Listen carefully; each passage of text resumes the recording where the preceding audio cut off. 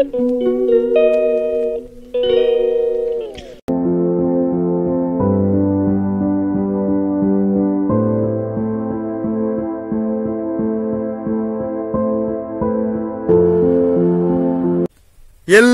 ಸ್ವಾಗತ. ಎಲ್ಲರೂ ಖುಷಿಯಾಗಿರಿ, ಎಲ್ಲರೂ ನಗ್ತೇರಿ. ನನ್ನ ಹೆಸರು ಅಶ್ವಥ್ ಜಿ ಅಂತ. ಒಂದು ಸೈಡ್ಗೆ ಮಲಗಿ ಕುತ್ತಿಗೆ ನೋವು, ತಿರ್ಗಲಿಕ್ಕೆ ಆಗುದಿಲ್ಲ ನೋಡಿ. ಇಲ್ಲಿ ನೋವಾಗ್ತದೆ, ಒಳ್ಳೆ ನೋವಾಗ್ತದೆ. ನನ್ನ ಮನೇಲಿ ಈಗ ಅಜ್ಜಿ ಇದ್ದಾರೆ, ಅಮ್ಮ ಇದ್ದಾರೆ, ತಮ್ಮ ಇದ್ದಾನೆ, ಅಭಿಷೇಕ್ ತಮ್ಮ ಇದ್ದಾನೆ. ಅವನೀಗ ಪೆರ್ಲಕ್ಕೆ ಹೋಗಿದ್ದಾನೆ ತರಕಾರಿ ತರಲಿಕ್ಕೆ. ಈಗ ಬರ್ಬೋದು. ಈಗ ಗಂಟೆ ಎಷ್ಟು ಗಂಟೆ ಆಯ್ತು? 11:35. ಈಗ ನಮ್ಮ ಊರಲ್ಲಿ ಜಾತ್ರೆ ಉತ್ಸವ ಫೆಬ್ರವರಿ 1ರಿಂದ 5 ತನಕ, ನಾಳೆ ತನಕ ಜಾತ್ರೆ ಉಂಟು.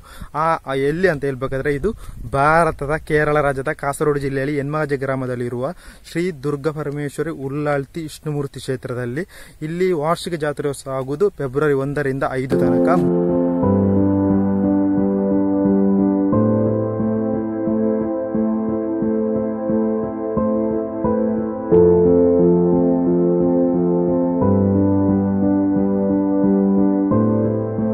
ತಾರೀಕಿಗೆ ಇಲ್ಲಿ ಉಳ್ಳಾಳ್ತಿ ನೇಮೋತ್ಸವ ಮತ್ತು ಕಜಂಬೋತ್ಸವ ಉಂಟು.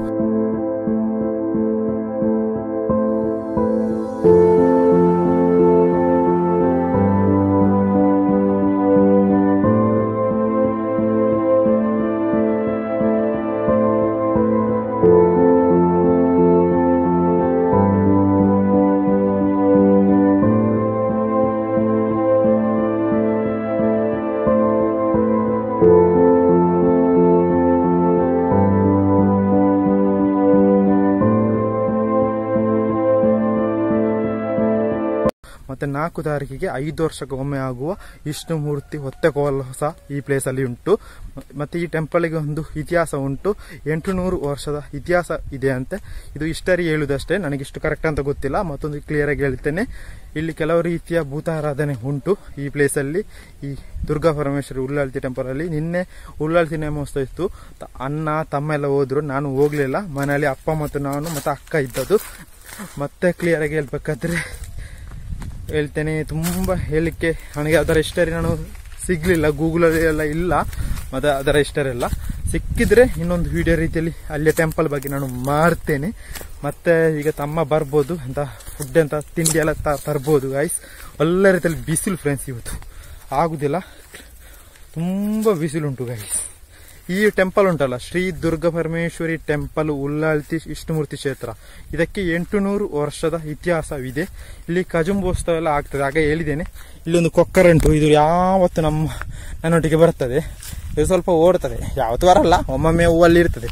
ಬಾ ಕೊಕ್ಕರೆ ಕೊಕ್ಕರೆ ಕೊಕ್ಕರೆ ಕೊಕ್ಕರೆ ಕೋ, ಅದು ಓಡುದಿಲ್ಲ ನೋಡಿ. ಅದು ನಾನು ಬರುವಾಗ ಯಾವತ್ತು ಗುಡ್ಡೆಯಲ್ಲಿ ಇರ್ತದೆ.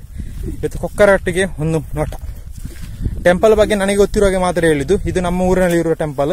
ನನಗೆ ಇವತ್ತು ಸಂಜೆ ಹೋಗ್ಬೇಕು, ನಾನು ನಿನ್ನೆ ಹೋಗ್ಲಿಲ್ಲ. ನಿನ್ನೆ ಅದು ಓಡುದು ಅಷ್ಟೇ, ಅದು ಓಡುದಿಲ್ಲ. ಅಲ್ಲಿ ದನ ಎಲ್ಲ ಉಂಟಲ್ಲ, ಇಲ್ಲಿ ಅದು ಓಡುದಿಲ್ಲ ಫ್ರೆಂಡ್ಸ್ ಕೊಕ್ಕರೆ. ಅದು ನಾನು ಯಾವತ್ತವರೆಗೂ ಅಲ್ಲಿ ಇರ್ತದೆ. ಆ ದನದೊಟ್ಟಿಗೆ ಒಂದು ಕಪ್ಪು ದನ ಉಂಟು.